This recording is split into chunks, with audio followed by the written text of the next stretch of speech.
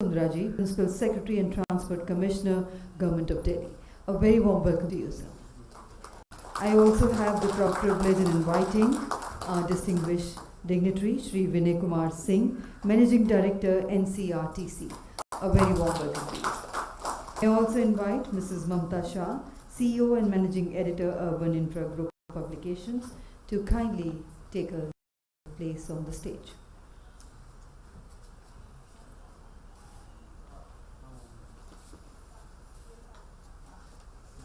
Namaskar and good morning. A very warm welcome to the second edition of Urban Infra Business Summit and Awards 2022, which are being presented by the Urban Infra Group. The Urban Infra Group is the youngest and the only public relations media research company specialized in urban infrastructure sector, working closely with the government bodies, transport planning departments, planning commissions, policy makers, private companies, regulators, social enterprises, and corporate and trade associations. The experience has seen an ensemble wide-ranging coalitions and positions our clients at the debate, protecting them in times of crisis, raising their profile, and helping them enter new markets. At Urban Infra Communication, we are proud of the quality and creativity of our corporate communications and public relations services, and we have simplified timely support to clients on the most challenging and sensitive of briefs. We have worked with clients of all sizes across a diverse of modes, providing with high-level political and media counsel and media relations issues and crisis management, digital marketing services, planning permissions, advice, social media, and integrated campaign strategies. Ladies and gentlemen, our publications are Urban Transport, which is a news portal, Urban Transport in the bi-monthly magazine, Metro Rail Today, which also is a news portal, and Metro Rail Today. And ladies and gentlemen, the summit today is associated with Urban Transport News, Metro Rail Today, and supported by Indian Metro Rail Organization, Railway and Rail Land Development Authority. And may I now request Ms. Mamta Shah, CEO and Managing Editor, Urban Infra Group Publications, to kindly welcome our Honorable Chief Guest, Shri Ashish Kundraji, with the floral bouquet.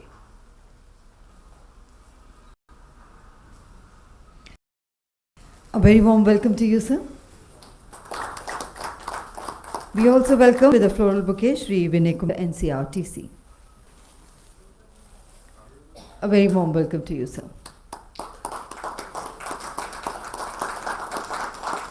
And ladies and gentlemen, every auspicious occasion by lighting the ceremonial lamp and invoking the gods and goddesses and seeking their blessings to guide us for the success of our endeavors. We now begin the proceedings of the Summit and Awards by lighting the ceremonial lamp, and I would request our dignitaries on the stage to kindly do the honors of lighting the ceremonial lamp and formally inaugurating the Urban Infra 2022 Summit and Awards.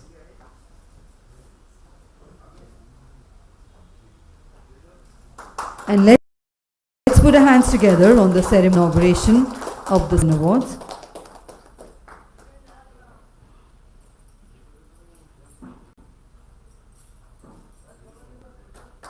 Thank you very much indeed for kindly doing the honors.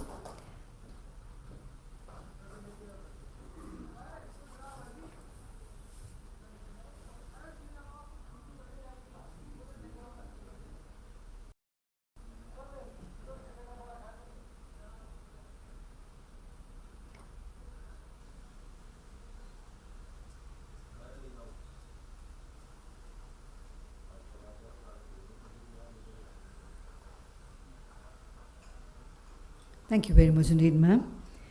And ladies and gentlemen, as a mark of respect to our great nation, may I request everybody to kindly rise for the national anthem.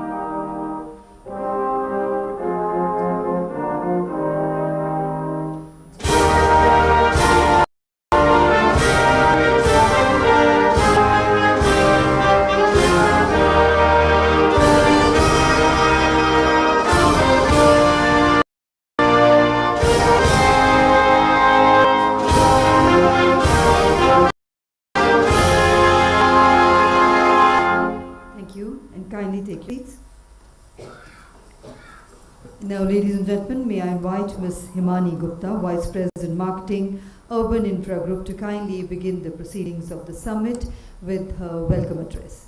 Let's put our hands together to welcome.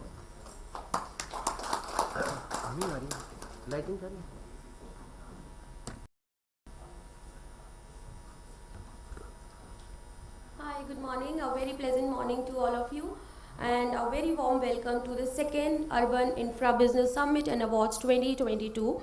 Firstly, I would like to thank each one of you for becoming a part of this grand event and with your presence. I, Himani Gupta, Vice President of Urban, on the behalf of entire team, wants to sincerely acknowledge the efforts of those who came forward and contributed towards the success of this grand event. It has not only been just a mere conference happening over the years, but has become almost like a festival where people interact and share their views and interact with each other, and also take back some knowledge with them into the corporate world.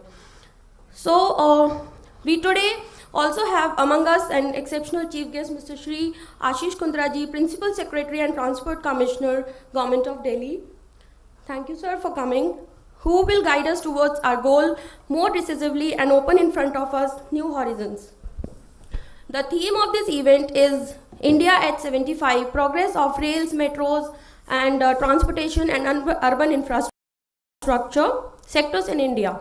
So the event is divided into two parts. One is where various presentations and plenary sessions and speeches by the industry leaders. And second, we will celebrate the grand award ceremony to recognize the. So I will not take your more time, and I will take over to Ms. Sapna Gupta. And please enjoy the event. Thank you. Thank you very much indeed for those warm words of welcome. And now, ladies and gentlemen, for the keynote address on role of regional rapid transit system in urban and regional development of India, I have the proud privilege in inviting our eminent speaker, Mr. Vinay Kumar Singh, Managing Director, NCRTC. Let's put our hands together to welcome him.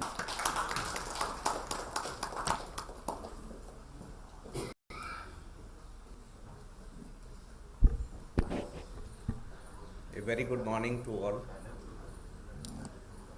Mr. Ashish Kundra, the Transport Commissioner and Principal Secretary Transport, Government of Delhi, dignitaries on the dais and in the audience, friends, ladies and gentlemen. I think, see, this particular address will get assisted by a presentation also.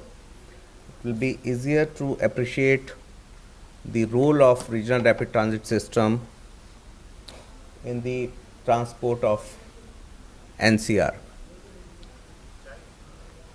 So, see, all of us, we know that the population of Delhi is increasing by leaps and bounds. Similarly, the use of private vehicle, this is also exponentially increasing. See, central government and the state government both are trying to reduce the dependence on private vehicles.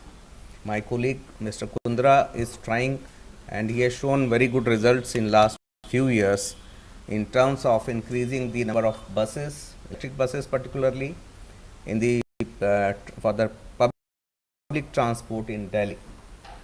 Both these governments have also come jointly for this project of regional rapid transit system. We know that the moment there is a participation of private vehicle in the transport sector, it creates a lot of problem.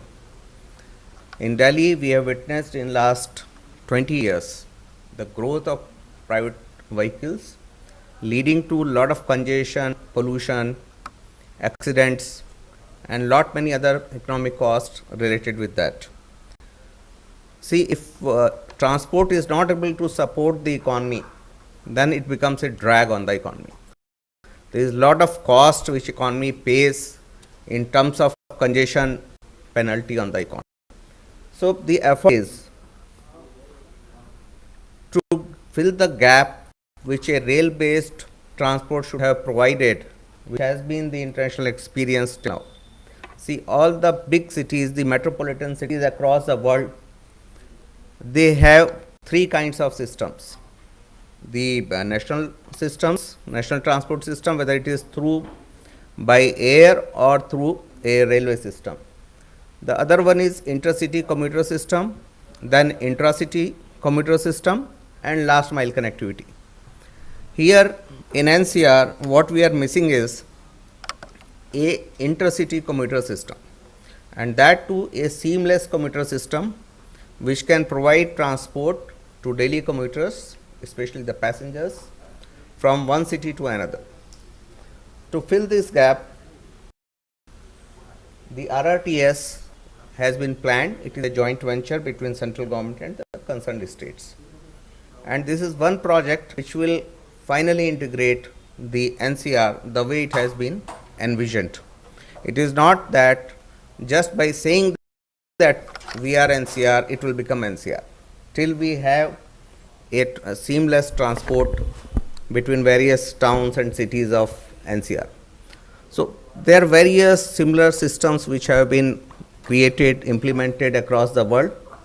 The one which is very similar to what we are doing in Delhi is Paris. Paris example where there is a RER system. Now there is a Grand Paris system which is also coming up. So there are train lines which have 100-150 kilometers going into the outside city and linking to the local metro system. And last mile connectivity is provided by bus systems, the intermediate transport, or various other kinds of four-wheeler kind of connectivities. Now this creates a networks so that people can seamlessly move from one system to another. This is what is lacking, and we have to do that. When Delhi Metro came about 20 years back, it provided us a very reliable, safe and comfortable mode of transport, but that was intracity.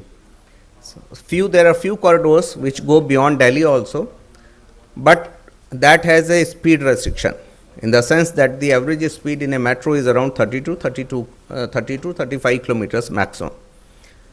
Now if you see this particular ride, Delhi today has about diameter of 60 kilometers. So that means from the center of Delhi, in 1 hour we can reach the end of the borders of the Delhi.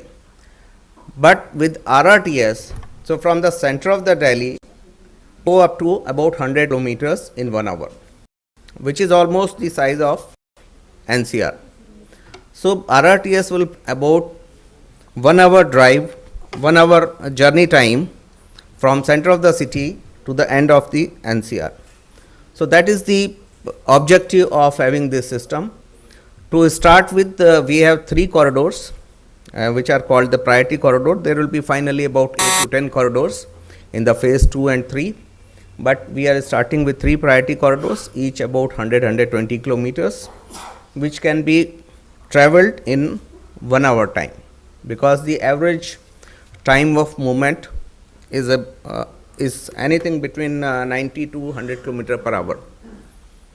Now, what we are doing, because due to time limitation, I will keep my discussion today limited to one particular issue, that is multimodal integration and modal movement, seamless intermodal movement.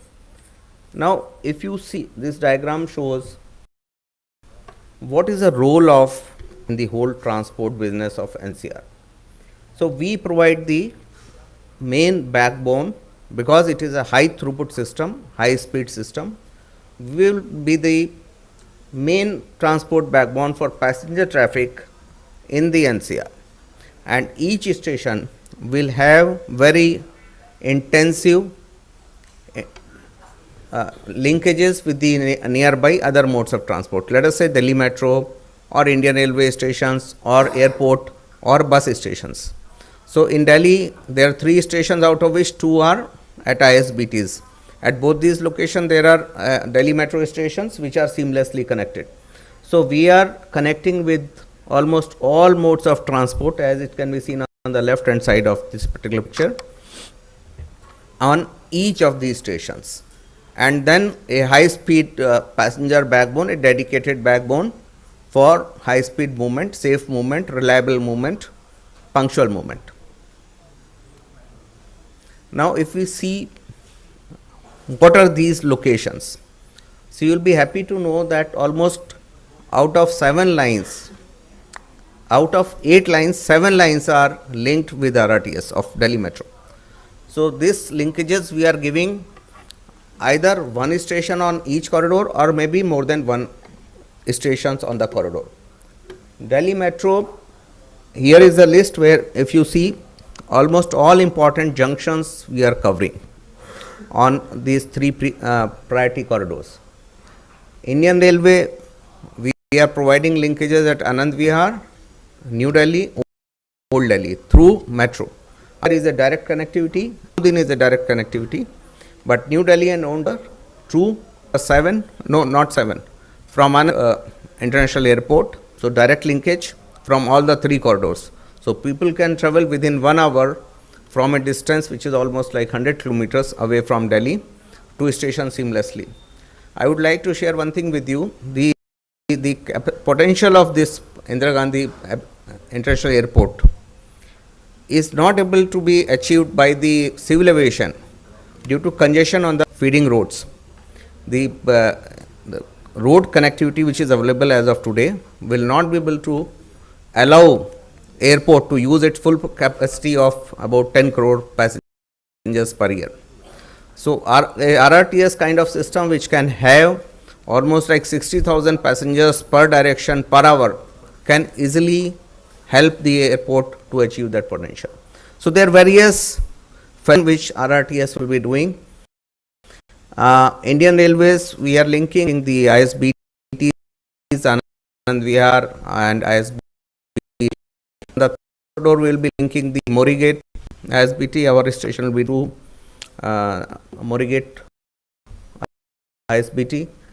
It is a very extensive. As we enter into UP, almost every which is very closely interlinked with the bus. Example, we are linking with the Delhi metro station, and I don't know if I have a pointer.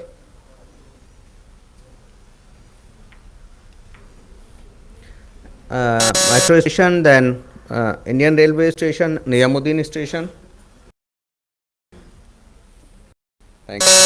This is Indian Railway station, this is Delhi metro station, this is RRTS station. All 3 corridors of RRTS will be merging here.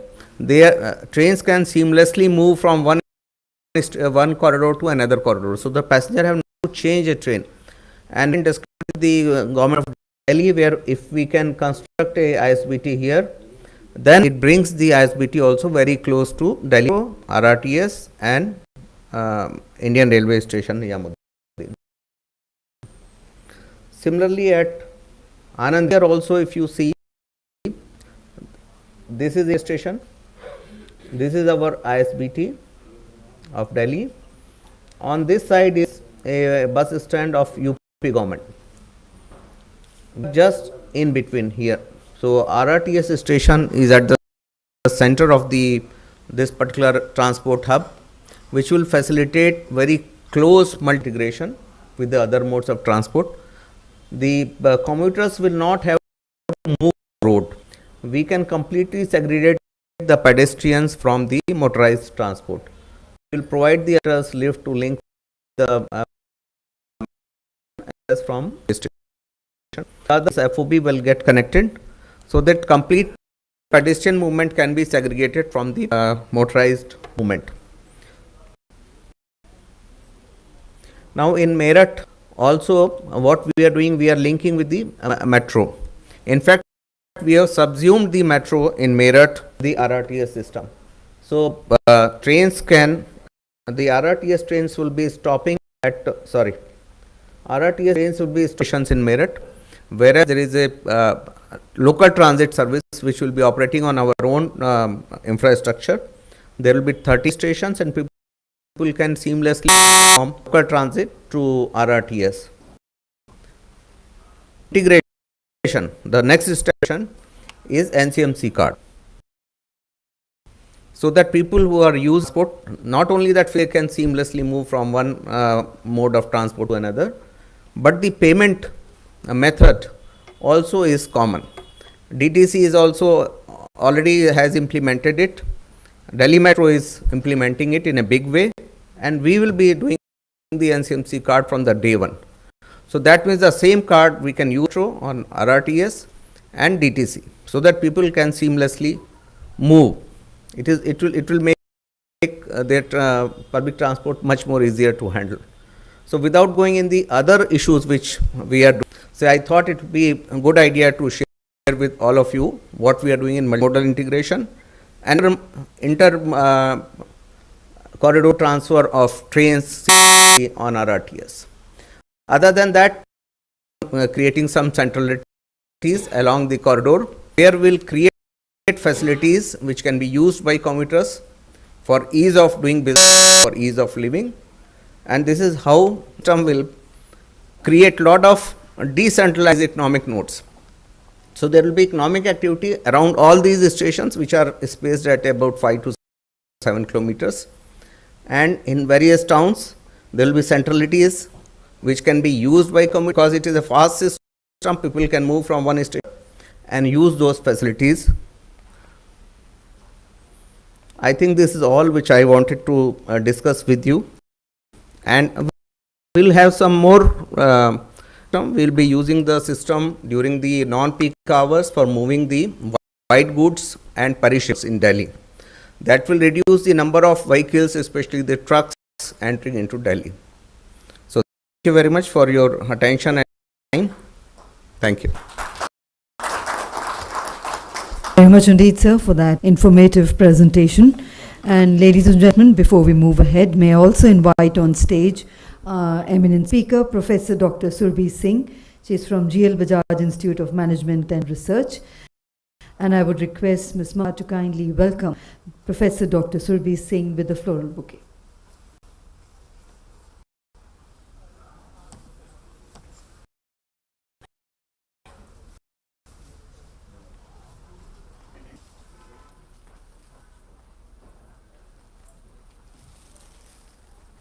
A very warm welcome to you, ma'am. You may kindly grace the stage, take a seat, and for next keynote address, we would like to invite Honorable Chief Guest, Shri Kundra, Principal Secretary, Transport Commissioner, Government of Delhi, and today he is going to speak on making Delhi a role model of the sustainable transportation system in India. So, ladies and gentlemen, please put your hands, Kundra. Thank you very much, Shri Vinay Kumar ji, MD of NCRTC, organizers of the event, Professor Mamta, I didn't get your name. The guests in the audience, thank you very much for this session in the morning. I think it is a rather difficult time to be sustainable transport because of the pollution outside. Let's say it's an opportune time. So my colleague here has laid out a very impressive blueprint of how regional connectivity will improve, and I think it's a fantastic job that they are doing. And the Meerut line starts, a lot of traffic which comes to Delhi than that side will in a way ease out, and we'll see also decongestion of the city. Some people will try to start living in Meerut and commuting onto this framework. So what I'll do is I'll start from the other end of the spectrum, which is the personal transport, and then come to public transport. Personal transport in Delhi, we have something like 1.3 crore registered vehicles in Delhi. Now 2 crores, that's a huge number. No other city in India has these kind of vehicle numbers. And if we add articles which are coming from the satellite towns, it's the load is surely unsustainable. Out of these 1.3 crore vehicles, roughly about 50 lakh are those which are 10-year-old diesel vehicles or 15-year-old petrol, more than 15-year-old petrol vehicles. Now, while we have deregistered all of them, but the fact of the matter is that some of them still might be plying on the roads of Delhi. That is one part. 2/3 of this 1.3 crore vehicles are two-wheelers. Now, in the matrix of what we are trying to do, first of all, we are trying to move to clean fuel technologies. So, which means we are encouraging the use of BS6, CNG, and electric. So, if I just take these three fuel types, of the active registered vehicles in Delhi, which is about 80 lakhs, to 30% are already in the clean fuel space, which means increasingly the number of clean fuel technology based vehicles is increasing in Delhi. We have given a major push to electric mobility in personal space, and I'm happy to share that the numbers are very, very encouraging. More than 10% of newly registered vehicles are electric. In fact, the numbers in October are touching 11%. And two-wheelers is the fastest growing segment, unlike what it was a year ago when e-rickshaws were the main segment of growth in electric mobility. So, which is very heartening, and I think there's a lot of room for improvement and uptake of electric mobility. Now, the only, so we have a purchase incentive matrix, we have a digital framework in which we give subsidies to people who buy electric vehicles, and we have given mandates that within a week of purchase, the subsidy would be disbursed. And fortunately, we have been able to stick to that promise, and this digital architecture which we have created of subsidy disbursement is working quite well. The next area of focus for us is the charging infrastructure. So we have recently launched a charging action plan where we have said that 18,000 charging points will cross the city by 2025. Now this will be a mix of fast chargers, slow chargers, and battery swapping infrastructure. As we talk, we have 3,000 charging points in the city, and these numbers are growing very fast. So in the two-wheeler and three-wheeler space, I expect that the battery swapping model is going to be the model which will accelerate the uptake of electric mobility in the coming couple of years. Having said that, we are also trying to give a push to the regulators, a regulatory push to the aggregators. A large number of fleet on the streets of Delhi is because of ride-hailing companies, food delivery companies, e-commerce companies. And typically these people who are on the road, they are gig economy workers who are using second-hand, third-hand kind of vehicles which are usually very polluting.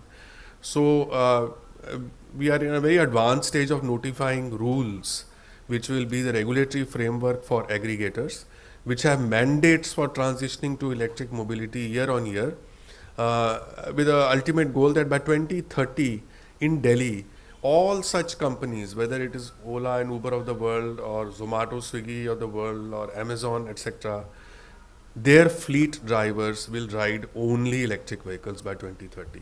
So that's the second policy push that we are giving.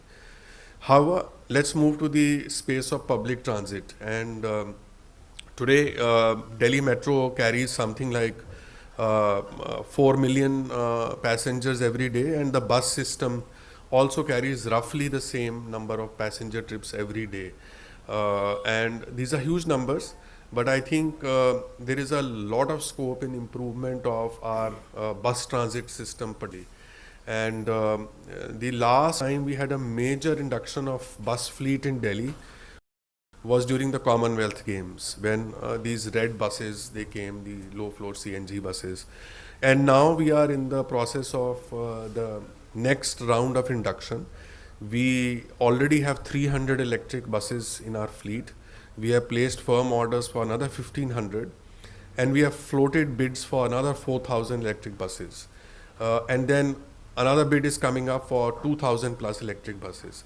So short point, our goal is by 2025, 80% of our bus fleet should be electric.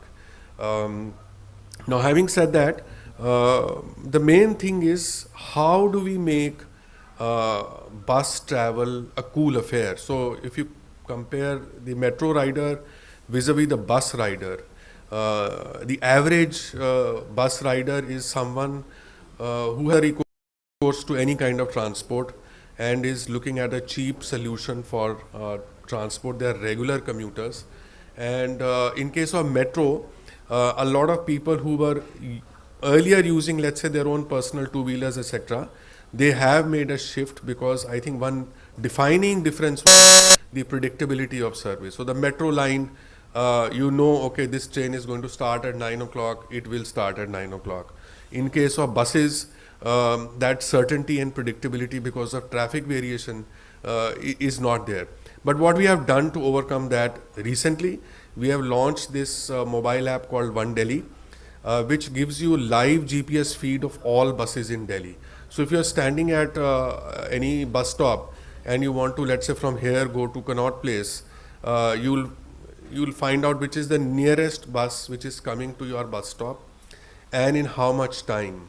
So I think that will be a significant step towards increased adoption of bus travel in Delhi. But we are not stopping there. We are also now coming up with another scheme called the Premium Bus Aggregator Scheme.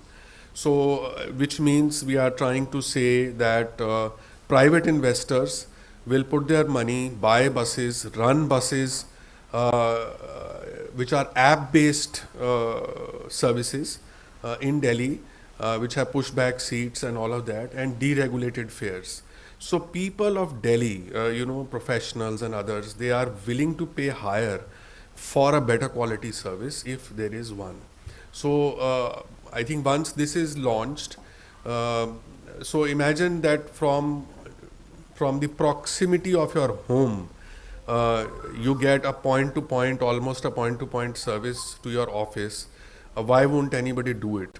I mean, when we travel abroad, all of us do the London bus service, but here, I don't know how many have actually traveled on DTC buses, and there is a certain degree of hesitation in doing so. So I hope the last thing which I want to touch upon is the multimodal integration, which Vinay ji also mentioned. And unfortunately, like most things in India, we have been working in compartments. So Delhi Metro has its own network. They plan it in a certain fashion. The DTC has its own network. They plan it in a certain fashion. And there is no meeting point. So what we have done very recently, we have had a dialogue with Delhi Metro. So they started this last mile bus service, which are these smaller buses, electric buses. They only had 100 of them. We are taking over those buses in DTC, and we are adding another 400 buses, which will basically be neighborhood service, which means small buses, let's say, moving around in Dwarka catchment area and connecting to the Dwarka metro station. So that people have easy connectivity from their home to the metro, similarly metro to their workplace, or metro to the commercial area, whatever it is. So I hope with the mix of these measures that we are trying to implement, we'll see a greater use of public transport, without which the local sources of pollution, as we talk about, the vehicular pollution, will continue to, and then we come out with these band-aid solutions for a problem which is endemic. And I think that really is not the approach which we should adopt, but we should look at something which is sustainable and in the long run will make a game-changing difference in the city. So thank you very much for being patient and listening to me.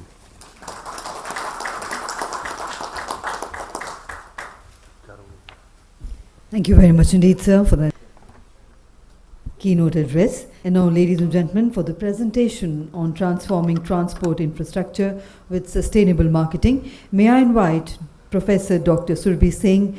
She is with GL Bajaj Institute of Management and Research. So, ladies and gentlemen, please put your hands up to welcome.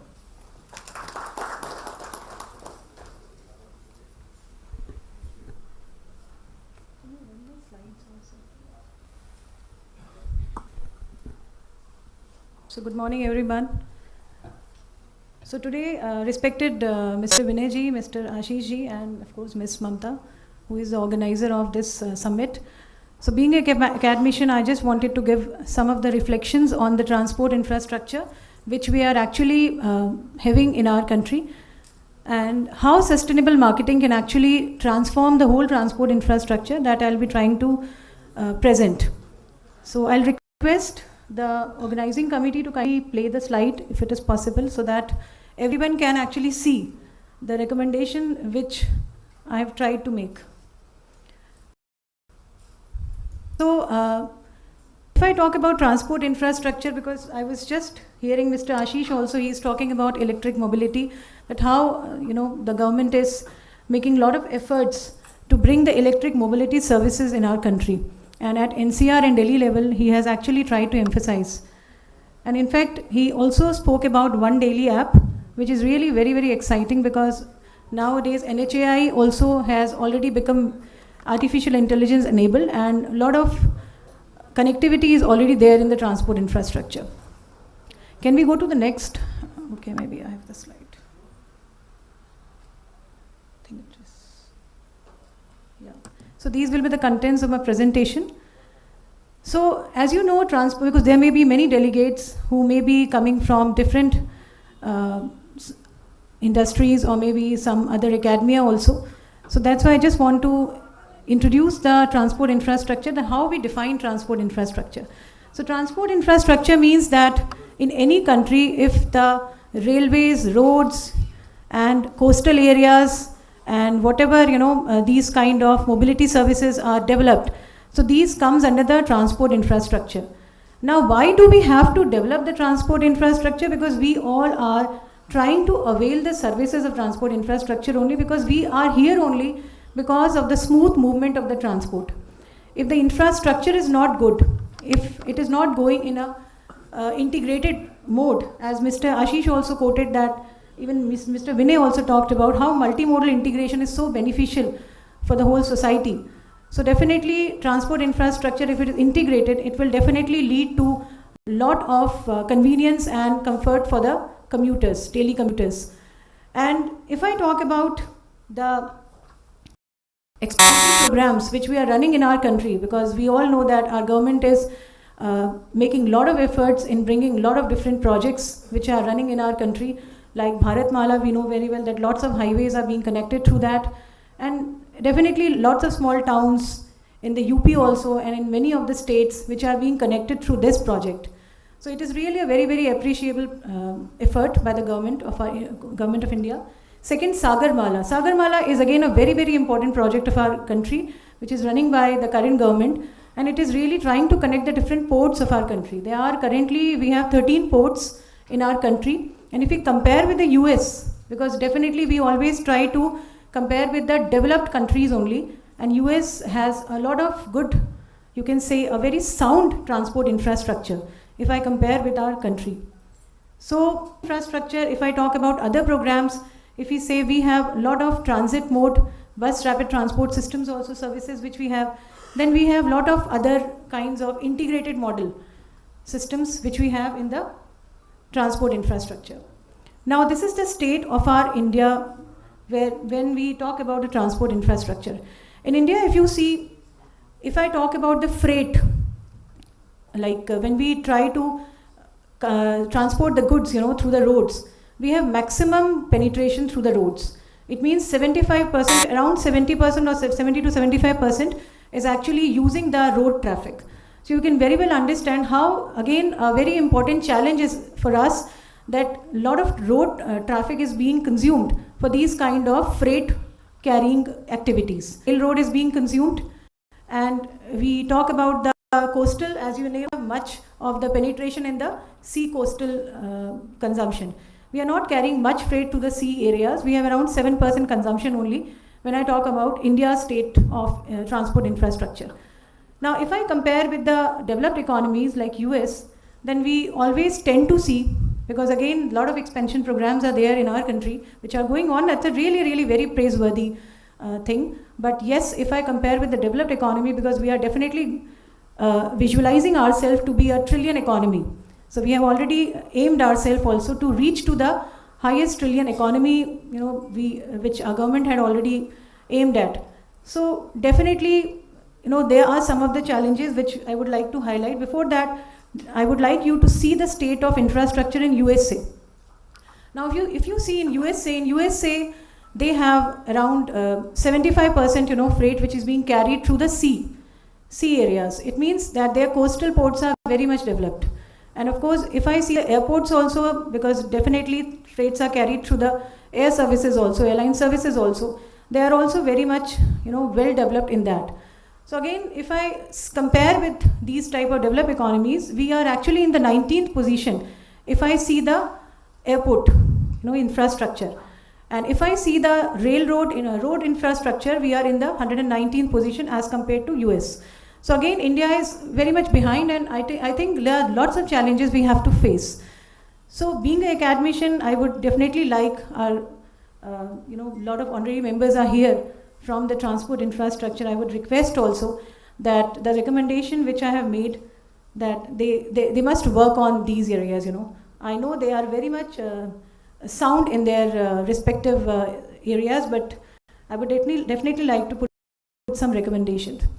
Now, why I have tried to integrate marketing, because sustainable marketing is the marketing which basically tries to create, communicate, and deliver the value by creating the natural resources. We have to make use of the natural resources.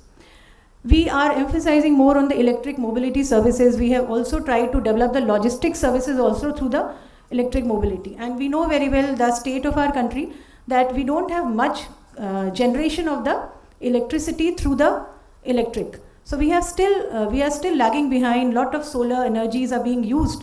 They are being developed also by the government of India, so that the more consumption services can be produced, so that we can make use of these sustainable, products for, you can say, improving the transport infrastructure.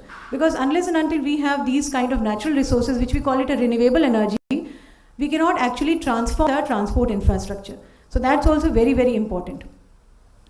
So why, if you see sustainable marketing, basically the main aim of sustainable marketing is to connect the planet with people and profit. Because generally organizations, they are chasing profit and they are serving the planet.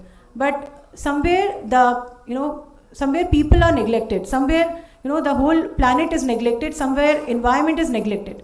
So here the main purpose is to safeguard the environment of our country. And if we keep producing electric buses, cars and all, maybe we are still, lagging behind, preparing or planning a very chalked kind of a structured program for our country, which I really found, because I was just going through a lot of researches also, and I saw that there are many of the programs which are still not integrated. Like as far as the bus rapid transport system, if we can see, we know that there are some of the glimpses which I would like to give you. In Jakarta, we have a, they have a very good bus transport, RRTS, which is considered to be a very efficient, energy efficient city. Because their BRTS, they are running, spanning around 250 kilometers. In India, if I talk about, we have till 109 kilometers BRTS, and still we are struggling with the BRTS system. BRTS is bus rapid transport system, which are actually connecting with various small towns and cities. So again, this poses a big question, that maybe somewhere we are not able to implement fully the efficiency of the energies which we are producing. Then again, apart from this, we have a lot of different cities which are giving again a big challenge, that Singapore is again considered to be a very, you can say, carbon emission free city, free country also. So we also have to develop some cities which can be called carbon emission free countries. And for that purpose, we need to prepare, or maybe we need to bring some of the technology also which can actually capture these kind of pollution components. These are the challenges which we have, because we know that in our country we have a lot of connectivity issues are there, because still small towns, they don't have that kind of infrastructure, although government is already doing it through the Bharatmala projects. But Sagarmala project, it has to be strengthened a lot, because we have very less connectivity as far as the ports are concerned, and that is why transportation of freight is not taking place. So they are, as I told you, they are at 7% only as per the current data, and we have around 17% freight which is carrying through the railroads in our country, and 75%, around 70 to 75% freight is carried through the roads. So you can very well understand how much traffic management on the roads becomes an issue. And that's why, again, we are making use of the cloud services for improving the transport infrastructure. So these are some of the recommendations which I have from this session, that we need to move to the green transportation. And of course, our government of India is also emphasizing towards the green transportation. For that, we have to chalk a very planned approach. We cannot just move with a very, separate kind of a, you can say, working system. So we need to come together and we need to emphasize on this. Then other recommendation is that we have to bring these kind of different projects which can actually integrate our road, rail and coastal area utilization. Apart from this, mobility need to be sustainable, as these are the recommendations which I am presenting before all the honorary members and of course delegates from different industry and the academia. Then electrification of transport, which Mr. Ashish was also quoting, that they are aiming for 80% of bus electric mobility, and that's a very praiseworthy effort. And then more cycling paths, which I really found very, very missing element in our country. Because cycling paths you can very well find in Japan, in European countries also, but in India we are not able to develop this cycling path. And this will definitely reduce the pollution, and of course we can actually be able to utilize the energy consumption also effectively. Then building strong infrastructure, as I said, to cope with the climate change. Because we are talking about that ozone layer depletion is there and a lot of carbon emissions, vehicles are being moved in our countries. So we need to bring those, of course, we have to develop those transport infrastructure which can actually reduce these kind of emission elements, CO2 emission elements, and it can bring a big transformation in the climate also. Because at the individual level we cannot do. Again, as a system, if the strong governance is there, definitely every individual can cooperate. In all other countries, if we talk about the developed countries, there the individuals are working because the governance is there. So we need to bring that kind of a strong governance which can actually change the whole, you can say, implementation part at the individual level also in our country.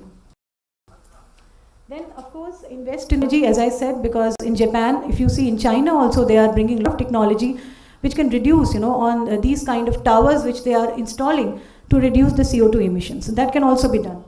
And then 360-degree framework for transport infrastructure.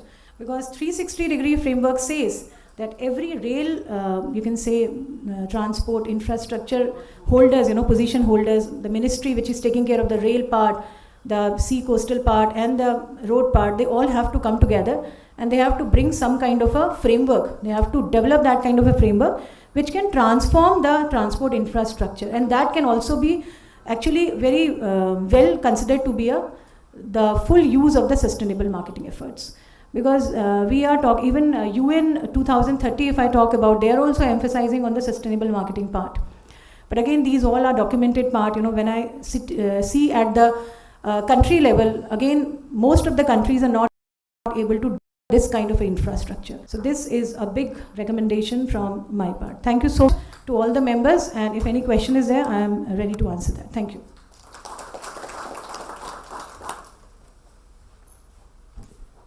Thank you very much indeed. And I would now request Ms. Mamta Shah to kindly do the honors of presenting mementos as a token of gratitude and appreciation to all our eminent speakers. We present to Shri Ashish Kundraji, Honorable Chief Guest, Principal Secretary and Transport Commissioner, Government of Delhi. Thank you very much indeed, sir, for sparing your valuable time and being here with us today.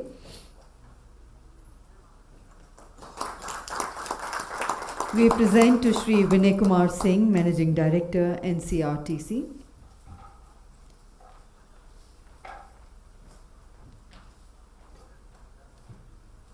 Thank you once again, sir, for being here with us today. And we present to Professor Dr. Surbhi Singh, GL Bajaj Institute of Management and Research.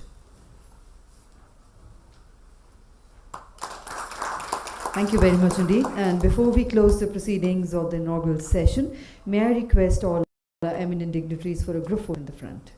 Thank you very much indeed.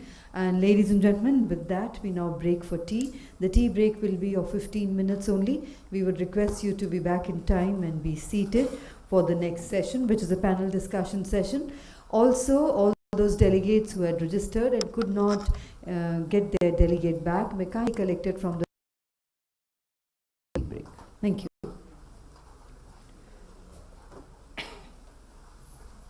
And if any of our speakers have present